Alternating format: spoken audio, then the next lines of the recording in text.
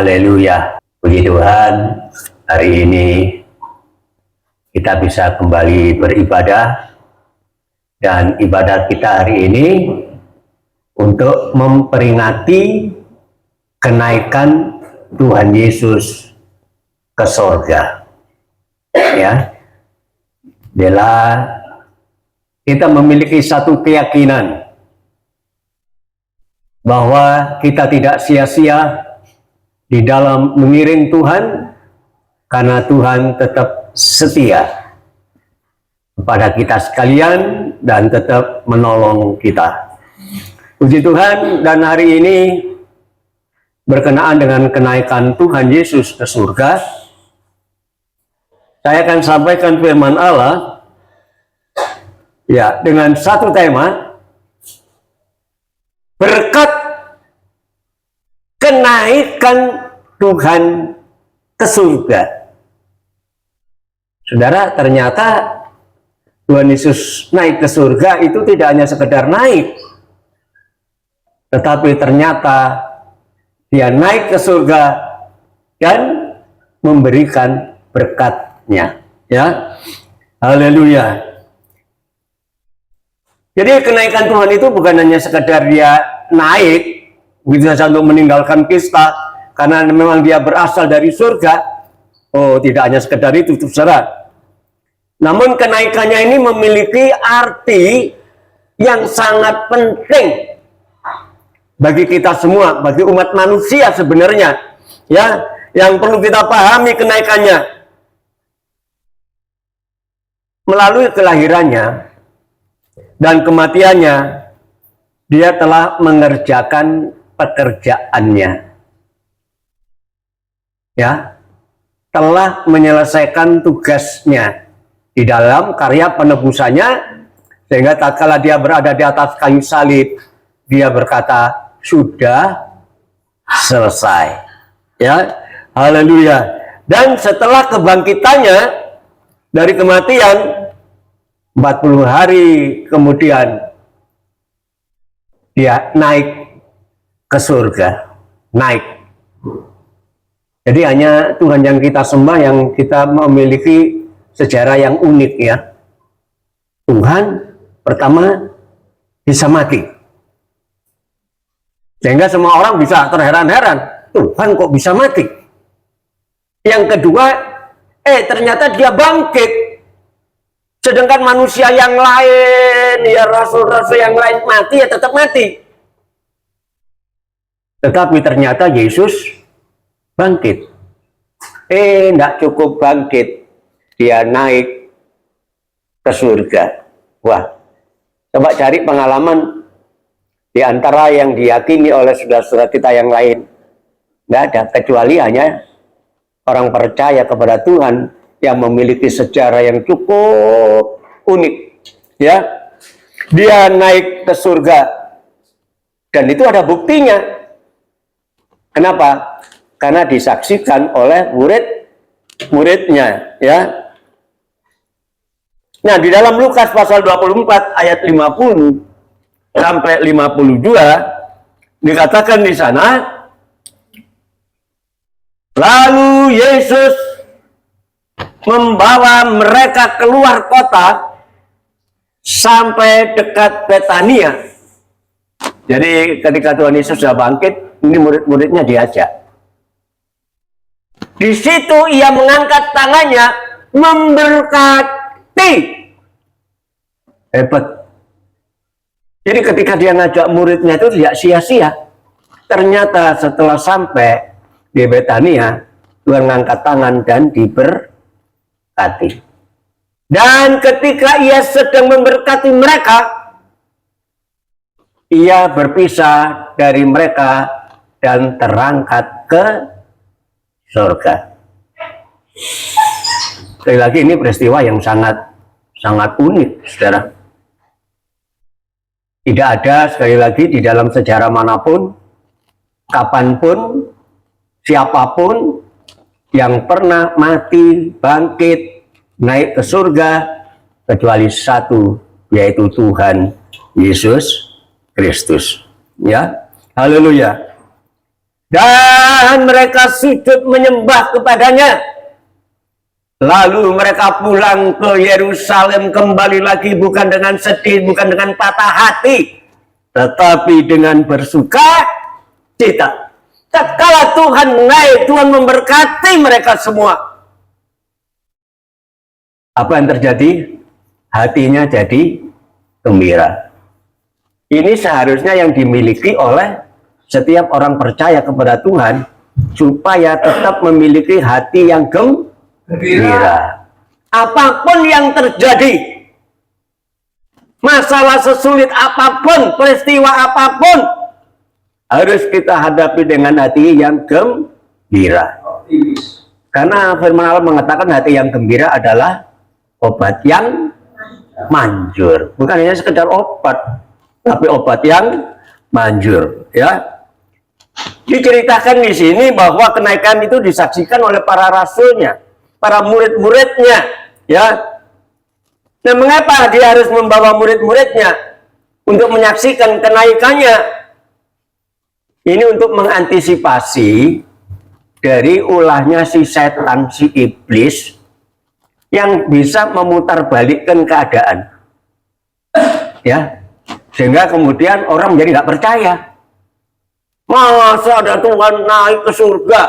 Ya, ada orang naik ke surga? Nggak ada. Ya, ini kalau tidak ada saksinya, maka iblis akan berulah. Dia akan mencoba mempengaruhi manusia yang lain. Mereka tidak percaya.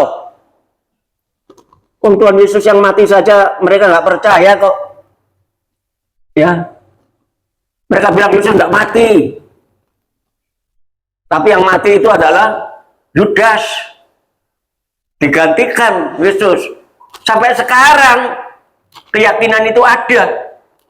Padahal Yesus benar-benar mati. Ya. Jadi jangan sampai iblis itu memutarbalikkan keadaan yang benar, maka perlu ada saksi. Dan saksinya itu adalah murid-muridnya.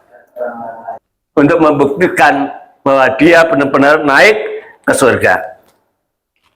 Nah, kenapa Tuhan Yesus harus naik ke surga? Untuk membenarkan bahwa dia sesungguhnya berasal dari surga. Dia ada di surga, dia datang ke dunia dan kembali lagi ke surga. Ya, untuk membuktikan memang dia adalah dari surga. Dia adalah anak Allah, ya. Dan mungkin orang-orang yang ditinggal pada waktu itu, yang ngerti kalau Tuhan Yesus naik, mikir ya, lah kenapa ya Tuhan kok mesti naik? Kalau dia masih tinggal di dunia kan enak. Ya, apalagi mereka yang pernah ditolong, disembuhkan, dibangkitkan, ya, mikir mereka, kan lebih baik dia masih ada, masih hidup, ya, supaya nanti ada keperluan apa-apa, dia bisa langsung nyamperin Tuhan aja, ya kan? Nah, ini pemikiran banyak orang mungkin seperti itu, ya. Tetapi sebenarnya sekali lagi kenaikan Tuhan Yesus bukan tidak berarti bagi setiap orang percaya, bagi murid-muridnya. Tadi dikatakan sebelum dia naik, dia berkati dulu. Dan ketika dia memberkati, kemudian naik ke surga. Jadi sebelum dia naik ke surga, dia memberkati. Nah, sebab itu temanya berkat dari kenaikan Tuhan Yesus. Jadi Tuhan Yesus naik itu meninggalkan berkat loh, saudara. Kalau kita ngerti ini, tidak hanya sekedar peristiwa sejarah saja. Oh, ceritanya Tuhan Yesus itu begini. Dia lahir, kemudian dia mati, kemudian dia bangkit, dia naik, selesai. Tidak. Tetapi justru lewat peristiwa-peristiwa dalam kehidupan Tuhan Yesus, saudara-saudara, ada peristiwa yang menarik. Ternyata Tuhan memberkati mereka yang ditinggalkan. Haleluya. Nah, saudaraku, Berkat apa ya kira-kira ya? Kita perhatikan, yang pertama berkat damai sejahtera yang ditinggalkan. Kemudian yang kedua, berkat pengampunan dosa. Dan yang ketiga, berkat dia menyediakan tempat di surga. Namanya berkat itu tidak ada yang jelek, saudara. Namanya berkat, kecuali kutuk. Coba bayangkan, ketika Tuhan itu naik ke surga, dia tinggalkan berkat. Yang pertama, damai sejahtera, hati yang gembira. Yang kedua, pengampunan dosa. Artinya dosa itu dihapuskan sama sekali. Dan yang ketiga, menyediakan tempat di surga. Aduh, mendengar apa peninggalan Tuhan ketika dia naik ke surga. Benar, kalau kita ngerti kita bangga jadi orang Kristen. Benar, ya. Dia tidak meninggalkan kekayaan, tidak, ya. Tuhan tidak meninggalkan, karena Tuhan pernah berkata, jangan kamu khawatir apa yang kamu makan, kamu minum, kamu pakai. Itu semua sudah dicari oleh bangsa-bangsa yang tidak mengenal Allah. Tapi kalau kamu sebagai orang percaya, maka Bapa di surga mengerti kebutuhan anak-anaknya. Nah, sebab itu kita tidak perlu khawatir tentang hidup ini, saudara ya. Baik, kita lihat yang pertama, berkat damai sejahtera. Apa artinya damai sejahtera? Itu adalah sukacita. Ya saudara, tapi sukacita bukan karena duit loh saudara. Banyak orang bergembira, oh karena dapat arisan, ya kan? Oh narik nomor 1, karena ada orang kasih duit, senangnya setengah mati. Tidak saudara, bukan itu ya. Yohanes pasal 16 ayatnya yang ke-33 dikatakan di sana. Dengar ya. Semua ini kukatakan kepadamu, supaya kamu beroleh damai sejahtera dalam aku. Lihat, ada embel-embel kalimat ini. Tidak hanya sekedar damai sejahtera, tapi damai sejahtera di dalam aku. Luar biasa, ya. Kenapa? Karena dalam dunia ini kamu menderita penganiayaan. Tetapi kuatkanlah hatimu. Aku telah mengalahkan dunia. Ini saudara, indahnya sangat luar biasa ya saudaraku ya. Haleluya. Damai sejahtera di dalam aku. Artinya damai sejahtera kalau kita hidup bersama dengan Tuhan. Damai sejahtera yang bersumber dari Tuhan. Loh, emang ada damai sejahtera dari sumber lain? Ada, yaitu dari dunia. Orang bisa senang loh tinggal di dunia, ya. Udah dunia ini nanti akan hancur. Tapi damai sejahtera ini sukacita, kegembiraan yang ditinggalkan oleh Tuhan adalah sukacita yang lain, sukacita yang istimewa, yaitu dikatakan sukacita yang aku berikan. Ya, coba bandingkan dalam Yohanes pasal yang ke-14 ayat yang ke-27. Damai sejahtera ku tinggalkan bagimu. Damai sejahtera ku tinggalkan, dan damai sejahtera ku. Nah, perhatikan. Damai sejahtera ku berikan kepadamu. Jadi jelas di sini bahwa ada model damai sejahtera yang lain. Dan bilang damai sejahteraku ku tinggalkan kepadamu. Dan apa yang ku berikan itu tidak seperti yang diberikan oleh dunia kepadamu. Janganlah gelisah dan gentar hatimu. Saudara, jadi di samping damai sejahtera dari Tuhan, ada damai sejahtera dari dunia. Ya kita lihat loh, banyak orang yang suka-suka di dunia ini, senang-senang pergi ke tempat apa itu ya? Tempat apa itu yang diskotik ya? Nah, ke diskotik, ke tempat perjudian, ke tempat mana? Senang mereka. Oh, senang-senang bisa ke restoran. Ya. Senang-senang bisa ke mall. Sedangkan yang lain cuma di pasar tradisional. Orang kepingin dan senang harus sesuatu yang mewah. Suatu saat ada seorang perempuan, dia pergi belanja, saudara, di warung kecil. Kemudian pemilik warungnya tanya, cari apa Bu? Mbak, cari beras ya 1 kilo aja. Tiba-tiba ada telepon. Dia angkat teleponnya. Ternyata pacarnya. Lagi di mana? Dia bilang, saya lagi di supermarket. Oh, lagi apa? Belanja. Ini beli beras 10 kilo. Padahal dia tadi kan minta cuma 1 kilo. Beli beras 10 kilo. Yes. Nih, beli kecap lagi. No. 5 bungkus. Sekarang dia kasih kode sama penjualnya. Langsung. Wah, penjualnya bawa 5 bungkus. Oh iya. Iya nih, lagi beli minyak juga. 5 botol. Langsung pendagangnya senang sekali. Pokoknya yang berlebihan banyak sekali. Sudah ya, saya repot ini. Dia bilang, iya selesai.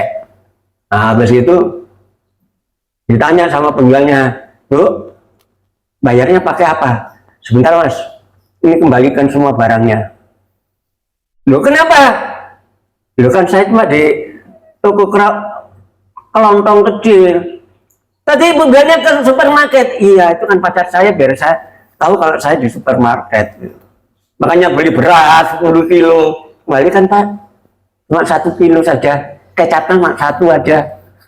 Minyaknya juga nggak jadi. Alah, sok pamer. Ya, jadi jelas di sini banyak orang itu kepingin hidup yang senang ketika berada di tempat yang mewah di dunia ini. Jangan niru gitu ya, yang lagi pacaran. Tahu-tahu cuma dibakul bakso aja, kata anak, oh saya ini lagi di depan Ibu Rudy. Ya, ini restoran yang berkelas ya. Nah, saudara, damai sejahtera yang diberikan oleh Tuhan itu berbeda dengan damai sejahtera yang daripada dunia, ya. Kalau kita ingin menikmati damai sejahtera yang benar, sejahtera damai di dalam aku, ya. Saudaraku, kalau Tuhan mengatakan ditinggalkan damai sejahtera, bukan berarti kita tidak pernah mengalami kesulitan. Mungkin hari ini saudara ada yang mengalami kesulitan soal keuangan, soal kesehatan, ya soal macam-macam, ya. Tapi tetap bersukacita dan tetap damai sejahtera di dalam aku, katanya. Jadi Pak Teddy, saudara lihat, dia paling respon kalau saya khotbah. Wah, mesti nyuara gitu. Kayaknya luar biasa sukacitanya. Padahal dia lagi ada masalah ini. Ya, Garnis kemarin masuk IGD. Tapi sudah pulang dan nanti kita doakan. Dia nggak bisa datang hari ini. Nah, jadi bukan berarti ketika kita diberikan damai sejahtera itu kita mungkin tidak mengalami kesulitan. Mungkin saudara saat ini kesulitan akan uang. Tapi kalau damai sejahtera kita berasal dari Tuhan, itu akan tetap sukacita. Ya. Kenapa? Kalau semangat kita patah, itu mengeringkan tulang. Berarti mari saudara kita bersyukur Tuhan Yesus naik ke surga. Ternyata tidak sekedar naik kembali ke tempat asalnya, tetapi dia meninggalkan berkat bagi kita sekalian. Saya tidak tahu saudara lagi punya masalah apa, tapi kalau berkat dari Tuhan, ya, itu tetap ada dalam diri kita. Ayo, tetap andalkan Tuhan kalau ada sesuatu yang terjadi atas hidup kita.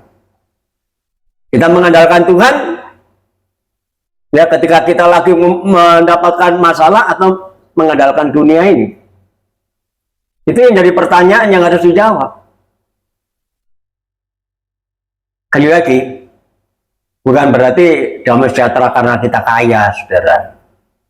Ya, kekayaan itu relatif, suatu saat bisa kita tinggalkan. Betul. Jadi saudara-saudara sekali lagi, jangan gelisah. Selagi ada di dunia ini, ya, karena apa yang diberikan Tuhan, yang namanya damai sejahtera itu tidak sama dengan damai sejahtera dari dunia. Dunia ini hanya karena materi saja, ya. Jadi kalau kita tidak mau punya masalah, ayo kita tetap hidup di dalam Tuhan, ya. Haleluya. Jadi pilihan itu ada di tangan kita semua.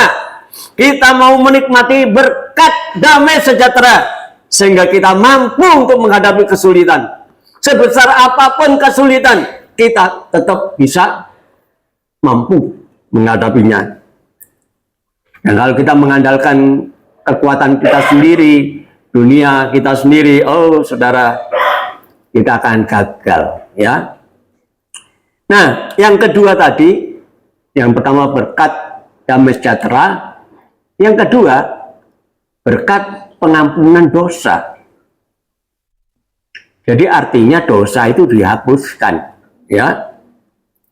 Di dalam Ibrani pasal yang ke-9 ayat 24 sampai 28, sebab Kristus bukan masuk ke dalam tempat kudus buatan tangan manusia yang hanya merupakan gambaran saja dari yang sebenarnya.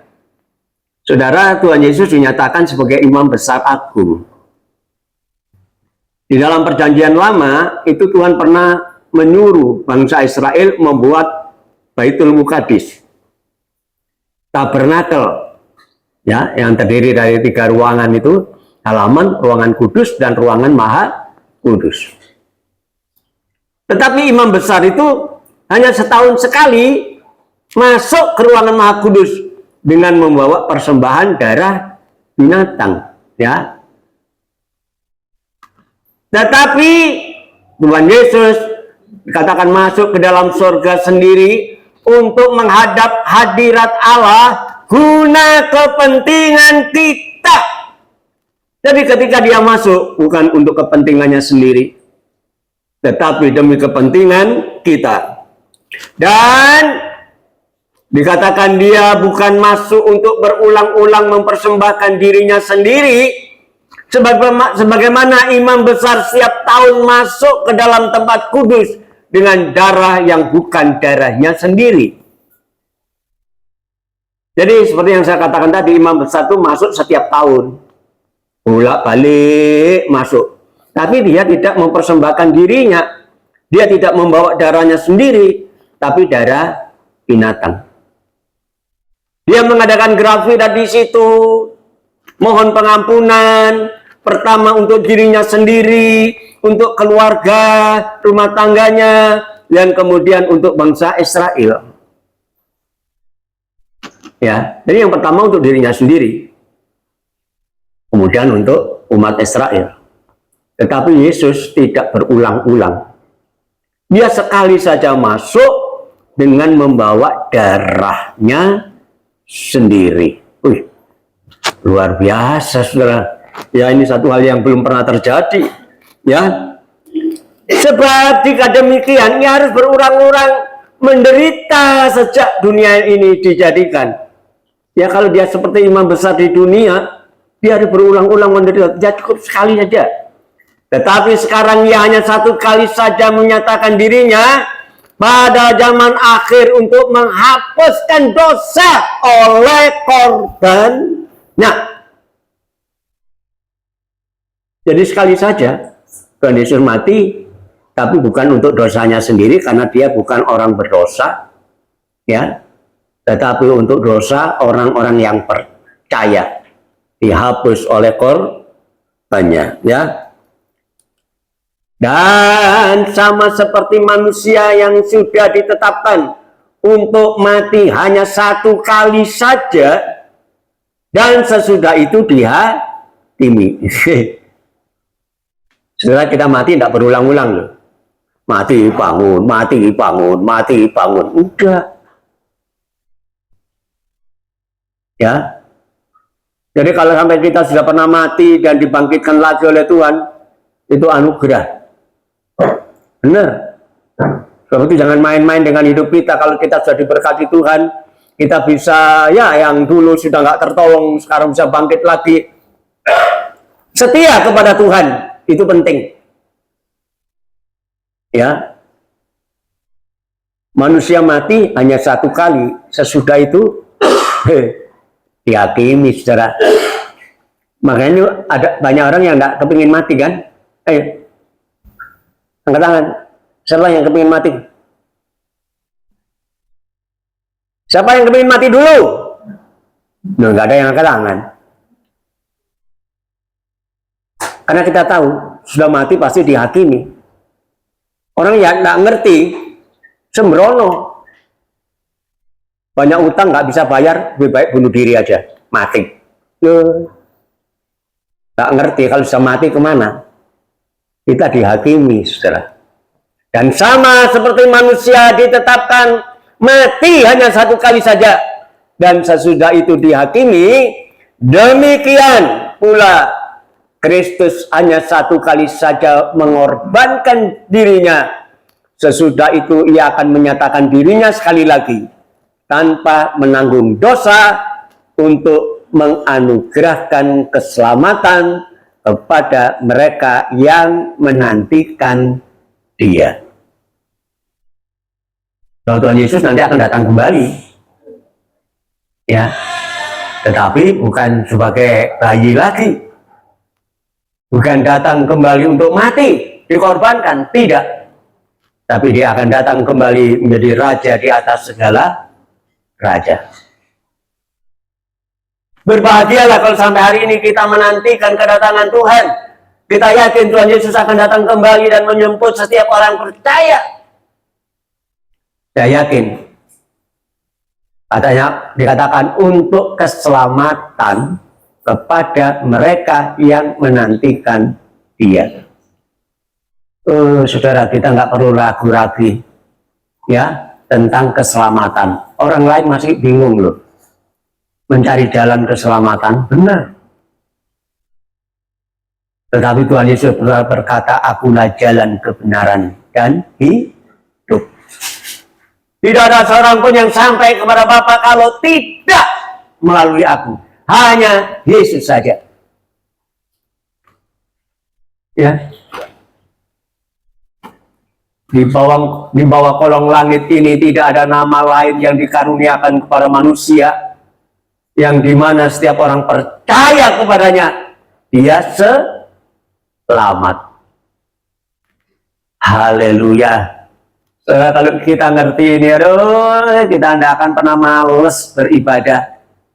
Ya, benar saudaraku. Karena apa yang ada di dunia ini tidak menguntungkan, saudaraku, ya. Tetapi ibadah itu mengandung janji untuk hidup yang sekarang ini dan hidup yang akan datang. Jadi berbahagialah saudara yang selalu menggunakan waktu untuk beribadah. Ya, saya bersyukur tinggal di gereja.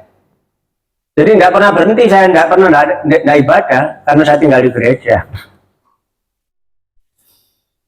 Haleluya. Ya,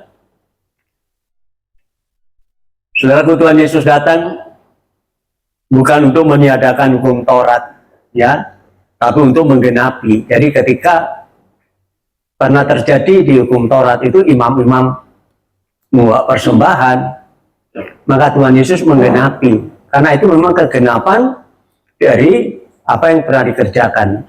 Hanya saja dia tidak berulang-ulang masuk ke hadirat Allah, cukup sekali saja, dan dia mempersembahkan dirinya sendiri.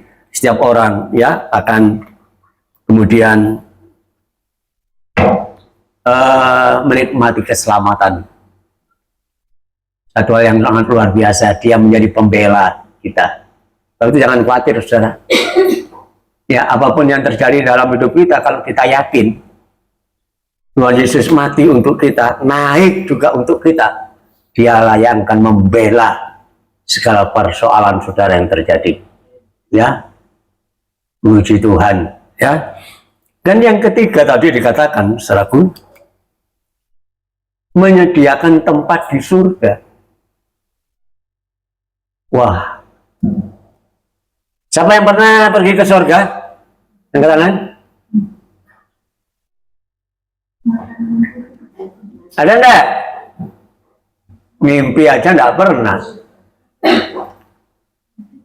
Saya yang bolak-balik berkhotbah menyampaikan tentang surga, tapi belum pernah masuk surga. Tapi surga itu ada. Dan ketika Tuhan Yesus naik ke surga, ternyata dia menyediakan tempat yang di surga bagi setiap orang yang percaya. Yohanes pasal 14 ayat 2 sampai 3. Di rumah Bapakku banyak tempat tinggal. Jadi seberapa banyak manusia yang bertobat tidak akan pernah tidak dapat tempat di surga. Di rumahku, di rumah Bapakku banyak tempat tinggal. Jika tidak demikian, tentu aku sudah mengatakan kepadamu bahwa ada batasnya. Kuota terbatas. Ya, seringkali saya dapat form pendaftaran apapun, aktivitas apa, seminar apa gitu ya. Terus dengan catatan kuota terbatas. Jadi kalau sudah habis ditolak. Tetapi di surga dikatakan, di rumah Bapakku banyak tempat tinggal, banyak sekali sehingga tidak ada kuota. Seberapa banyak orang yang percaya kepadanya, pasti dia akan masuk ke surga. Jika tidak demikian, tentu aku mengatakannya kepadamu, sebab aku pergi ke situ untuk menyediakan tempat bagimu. Jadi saudara, ketika Tuhan Yesus naik, dia menyediakan, bukan berarti dia menjadi kepala proyek, ya. Kemudian sebagai kepala proyek dia mulai membuat bangunan, mulai enggak, ya. Sekejap saja kalau Tuhan ngomong jadi sudah, dan memang ternyata sudah ada surga di sana. Hanya ketika nanti tunggu waktunya Tuhan menjemput kita. Ya, sebab itu paling heran ini, orang Kristen paling heran. Mungkin orang luar juga heran. Karena ayat mengatakan berbahagialah, berbahagialah orang yang mati di dalam Tuhan. Coba. Makanya kalau ada pemberitahuan apa orang-orang mati itu ya, teman-teman, saya tidak pernah mengatakan ikut berduka cita. Enggak. Karena kalau kita mati itu berbahagia, ya. Ikut berbelasungkawa, ikut berduka cita, ikut sedih, tidak. Karena Alkitab mengatakan berbahagialah orang yang mati, tapi matinya di dalam Tuhan. Kenapa? Karena dia boleh beristirahat dari jerih lelahnya. Di dunia ini jerih lelah, saudara. Ya. Jadi kalau ada orang yang memberikan pemberitahuan ada yang meninggal, ya saya doakan keluarga supaya dikuatkan, itu aja. Nggak ikut bersedih saya, enggak. Karena saya tahu kalau itu di dalam Tuhan loh. Karena orang yang mati dalam Tuhan itu beristirahat. Coba bayangkan kalau di dunia ini, aduh capeknya setengah mati, kerja dari pagi sampai pagi, terus kerja, mikir dari pagi sampai pagi, terus saja sakit, tidak pernah berhenti. Saya kemarin ngantar istri ke dokter. Waduh, yang ngantri ternyata banyak orang yang sakit ya. Jadi kalau orang datang mesti tanya siapa terakhir gitu, karena nggak ada loket, nggak ada apa. Siapa yang terakhir? Saya Pak. Ya udah, jadi habis itu saya ngomongnya gitu ya. Nanti kalau orang datang lagi, siapa yang terakhir? Saya Pak. Jadi antrinya tanya yang terakhir, kok nggak tanya yang di depan. Oh saudara, ternyata kalau saya pergi ke wisata utama juga, waduh, orang yang antri sedemikian rumah. Ternyata di dunia ini tidak menyenangkan, ya. Jadi untunglah kita, kalau kita nanti satu saat dipanggil Tuhan, kita beristirahat dari jerih lelah dan segala pekerjaan kita mengikuti ayat firman Allah dan kitab Wahyu, ya. Dan apabila aku telah pergi ke sana dan telah menyediakan tempat bagimu, berlanjut aku akan datang kembali kemana? Dan menjemput, membawa kamu ke tempatku dengan satu tujuan, supaya di tempat di mana aku ada, di situ pun kamu ada. Wih, luar biasa saudara. Jadi kita tidak pernah berpisah dengan Tuhan di dunia sampai di surga. Sebab itu saudara, kesedihan yang ada di dunia itu, anggap saja itu adalah ya kembang apa ini, kembang kehidupan yang sedih ya. Kalau sampai hari ini melamar kerjaan ke sana, ke sini, ke situ, nggak dapet, jangan sedih. Ada yang sakit hari ini, jangan sedih saudara ya. Karena sakit kita itu sementara saja, nanti kita akan beristirahat. Cuma tunggu waktunya, ya. Saya setiap ketemu orang tua, mesti tanya saya, Bapak umur berapa? Kemarin juga tanya lagi saya ketemu orang tua, ngomong-ngomong saya lihat rambutnya putih, jenggotan gini. Bapak umur berapa? Ya saya baru 71. Hah? Berarti masih tua saya. Loh, saya sudah sampai 80. 77. Tapi Bapak gigitnya masih jangkep, dia bilang. Iya Pak, nanti kalau makan biasanya utul, lepas semua ini. Ya, tahu-tahu goyang, langsung lepas. Oh alah. Ya, jadi ini gigi palsu atas bawah ini. Kalau anu tak copot, sikati, ini caompong. Ya saudaraku, supaya di tempat aku ini ada kata Tuhan, kamu pun juga ada. Jadi kita lihat kenaikan Tuhan Yesus itu berdampak luar biasa dalam kehidupan kita. Ya, pertama dia meninggalkan damai sejahtera untuk apa? Mengawali hidup kita. Ya, artinya mengawal itu melindungi hidup kita selagi kita ada di dunia yang penuh dengan susah ini. Ya, ada damai sejahtera. Jadi harus kelihatan beda loh. Orang Kristen dengan orang yang di luar Kristen. Ada beda. Kalau menghadapi masalah yang lain mengkurung. Tapi orang Kristen tetap senyum. Bisa nggak? Dalam suka duka ku kan tetap tersenyum. Duh, suka duka tetap mesem. Ya. Diolok, dihina pun kan tetap tersenyum. Karena ku tahu Tuhanku Yesus sertaku. Apapun terjadi, ku kan tetap tersenyum. Kenapa tersenyum itu ciri khas orang Kristen? Mesem lan guyu iku nah. Jadi putrane Gusti Yesus, anak Allah, orang yang percaya itu punya ciri khas mesem lan guyu. Jadi apapun terjadi tetap tersenyum aja. Puji Tuhan, puji Tuhan. Bisa enggak? Bisa, saya. Bisa ya? Bisa. Bisa. Saya praktek. Oh, iya. Oh, Pak Pendeta ngomong enak tuh, Pak Pendeta. Bisa mesem lan guyu kalau menghadapi masalah. Ayo kita berjuang, saudara, itu firman Allah.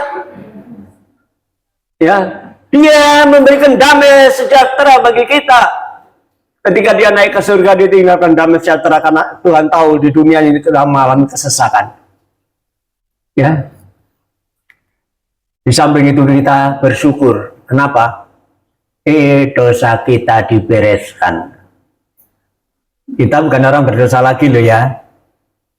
Setelah kita percaya Yesus, kita bukan orang berdosa. Jangan kemudian kalau ketemu orang mengeluh, "Lah aku kan orang dosa." Bukan. Jangan kemudian, "Kenapa kamu begini?" "Lah saya kan orang berdosa." Di dalam Tuhan kita bukan orang berdosa lagi. Yang penting tidak berbuat dosa lagi. Ya, kita bukan orang berdosa. Pak, orang berdosa.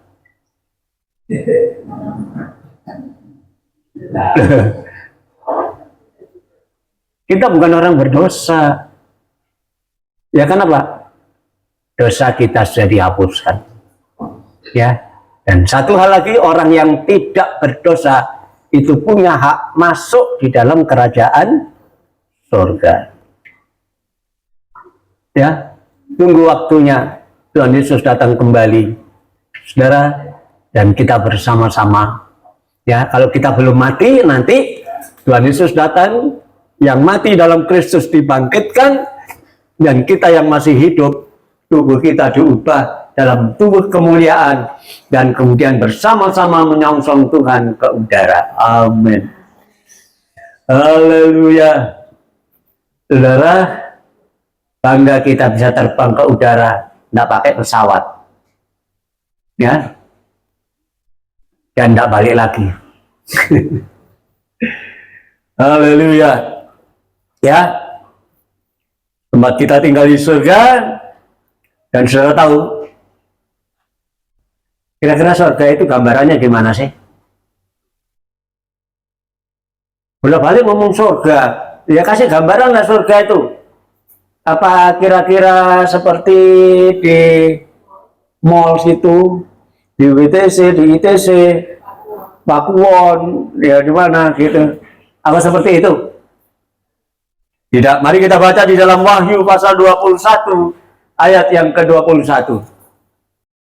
Dan ke-12 pintu gerbang ini, kalau kita baca dari atasnya akan lebih lengkap. Tapi ini saya baca di ayat 21. Dan ke-12 pintu gerbang itu adalah 12 mutiara. Saudara bayangkan, surga itu punya 12 pintu gerbang. Dan tiap pintu itu dari mutiara. Kira-kira berapa harga mutiara ya? Dibuat pintu, ya. Setiap pintu gerbang terdiri dari satu mutiara. Gede ini pintu gerbang, so. Dan jalan-jalan kota itu dari geragal. Enggak kan? Jalan-jalan kota itu dari emas murni, bagaikan kaca bening. Waduh, Ketika kita masuk surga nggak bisa jalan cepat, saudara. Wong kita di dunia ini tidak punya emas. Sampai di surga, jalannya dari emas bolak-balik diusap-usap emas. Waduh, bayangkan rumah yang disediakan Tuhan luar biasa. Ya, ini janji Tuhan. Sebab itu jangan sedih lagi, saudara ya. Tuhan Yesus sudah naik ke surga, tinggal saatnya menantikan kita ketemu nanti di sana. Ya. Tapi satu hal perlu disadari, bahwa janji yang indah-indah ini bukan untuk semua orang. Tidak.